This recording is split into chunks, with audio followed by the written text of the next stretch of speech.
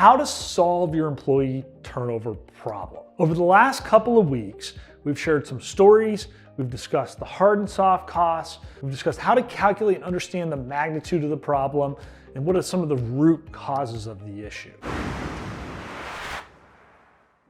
It really boils down to the story that I told about when I took over this commercial dish machine company. We were just experiencing immense turnover, right?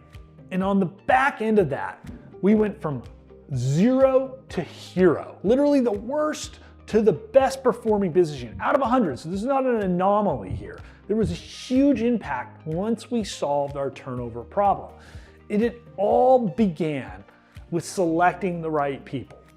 This was an organization not unlike many others where hiring for attitude and potential, there's no such thing as a trained, experienced commercial dish machine person.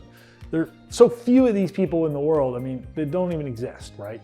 And we didn't believe in hiring from our competitors because our competitors were substandard to us. They weren't performing at as high a level as our organization was, or the standards in our organization were. So we had to find people with raw potential.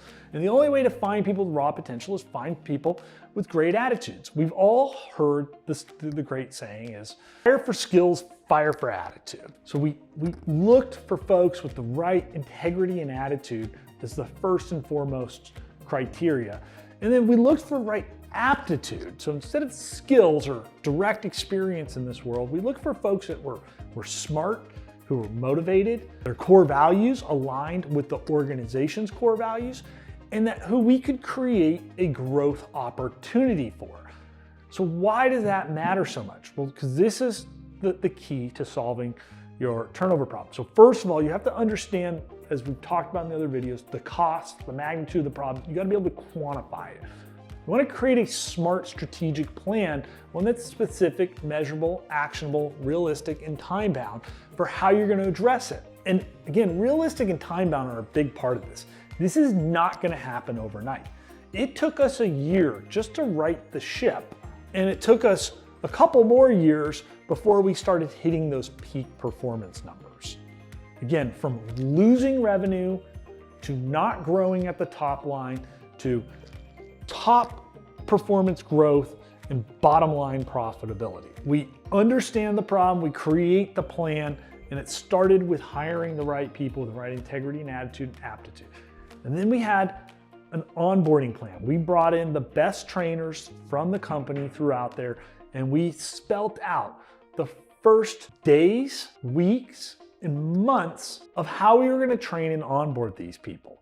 We created structure so that the new people coming into the organization felt like they had the right support and roadmap and a way to measure their short-term success. That training never ended.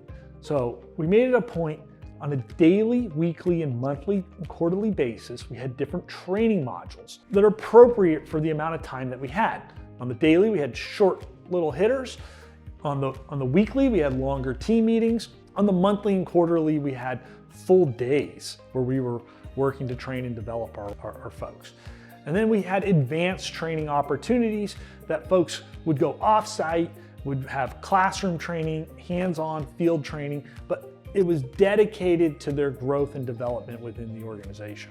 And then we had dedicated trainers spending time with them on an ongoing basis. So a couple of times a month, they'd have a supervisor riding with them, focused not on critiquing what they did, but to developing their skill sets. And then the last piece is performance management. Performance management really addresses that growth mindset that folks are looking for.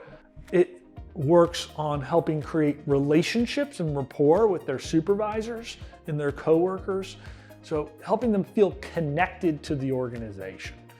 So if people don't understand how their performance is evaluated, and if it's not communicated regularly in a positive manner, then they get lost. And then when they're micromanaged or overcorrected, they don't understand why the negative feedback is coming. So we made it a point to provide their performance metrics to them on a daily basis.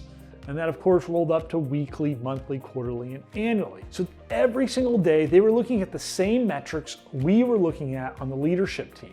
And we were talking about strategies to help them improve their overall performance metrics.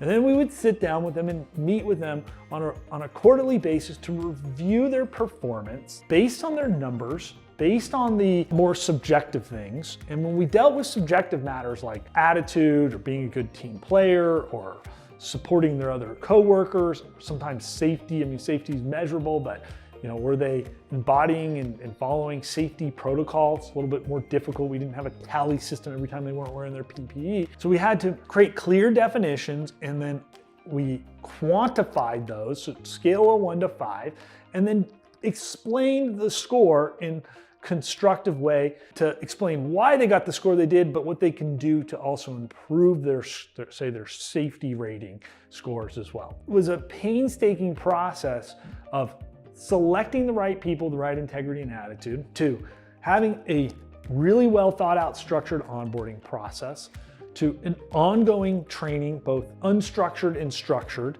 and then a really keen metric-based performance management system that provided ongoing constructive feedback, but also allowed them to evaluate their own performance on an ongoing basis. And over the course of a year, we righted the ship. And over the course of 3 years, we went from last to best and became the example organization that the rest of the business units were following the roadmap to success with. All this began with hiring the right people. Check out our assessments, Integrity First, and our other behavioral assessment tools so that you can begin selecting the right people the first time and begin tackling your employee turnover problem and going from 0 to hero before you know it.